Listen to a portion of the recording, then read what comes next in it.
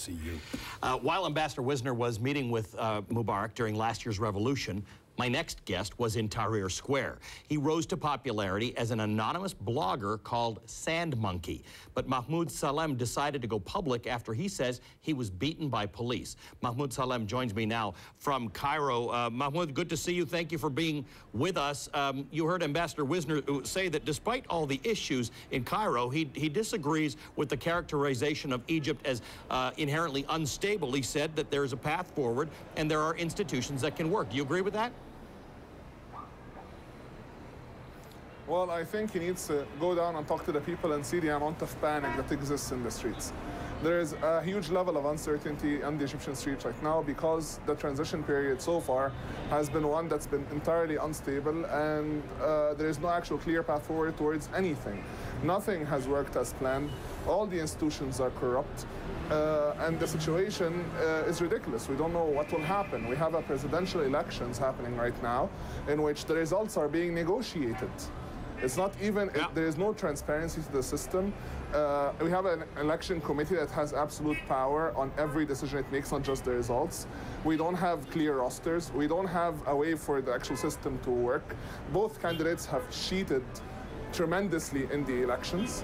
We are talking, the Carter Institute published a report stating that this is an election that is not all like, you know, a free and fair election in any way, shape, or form. All right, so here's the issue. I don't think that's what's happening. Here's the issue. You've got two major candidates, one who seems to be more a part of the establishment, Shafiq, than the other, and the other one who has gained a lot of the support of your fellow revolutionaries, but is a member of the Muslim Brotherhood, which doesn't sort of send a signal of liberalism and democracy out there.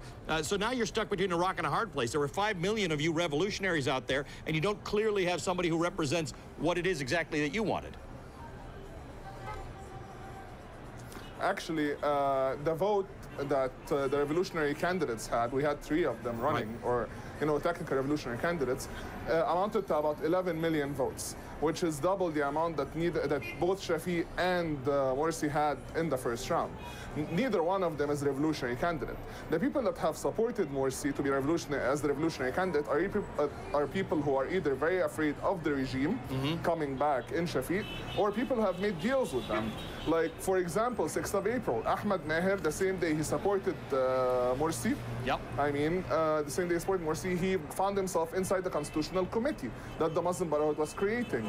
Neither one of them is revolutionary. Neither one of them is okay, so here's clean. But this is typical. You know, the people that have supported... This is typical of what happens sometimes in revolutions, that you've got a whole lot of people, they're engaged in politics, but they don't share the same view once you've overthrown Mubarak, which as you described, was a pipe dream to start with, and all of a sudden it happens, and now you're splintered. What is it that you do to move forward and get the revolutionary in power that you would so like? Get the process right. You know, we are dealing with a system right now. Like, the reason why I'm against supporting Morsi as a revolutionary candidate is because the Muslim Brotherhood's party, the FGP, has the highest level of election violation in the parliamentary elections. And in these elections as well. They have bought votes. They have violated, they have committed all kinds of violations. So the fact that we are calling someone a revolutionary candidate when they go and violate elections, when this revolution happened, because we were sick and tired of rigged elections, in itself a travesty. And the people who are supporting him should be ashamed. I'm part of the invalidation movement. You know, we call for the invalidation and the boycott of the system because there is no system in place.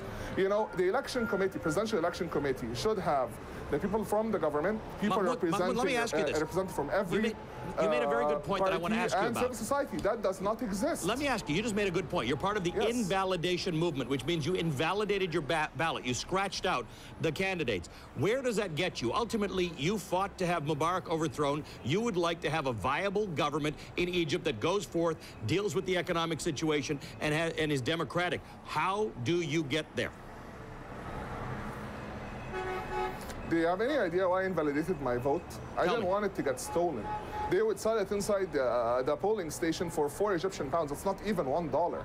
Okay, like I have ran in elections, I have ran election campaigns. I know what kind of fraud happens.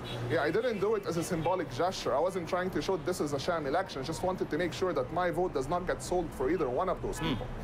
You know, what we need to do is have a representative of every party inside the election committee. We need to have a judge, yes. We need to have people from civil society, yes. All of those people were marginalized. Civil society was not allowed to look into the roster roll. A lot of dead people are somehow still voting. You know, that we have no clue really who won. None of them have won legitimately. The entire system needs to be revamped, and there needs to be a re-election. The reality is that having either one of those candidates taking over power, even if one of them is declared officially a winner, they would win by 51%. This is not a mandate, and forever there will be a problem with legitimacy. All right, Mahmoud, you know, for the person to rule. We are at a deadlock. All the options are bad. Thank you for your joining us today, and thanks for all of your writing that you've done. You can follow.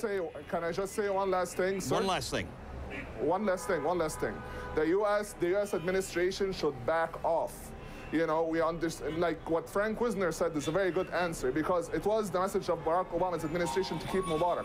But Obama did not want this revolution, and right now they have made a deal with the Muslim Brotherhood to have Morsi as the president.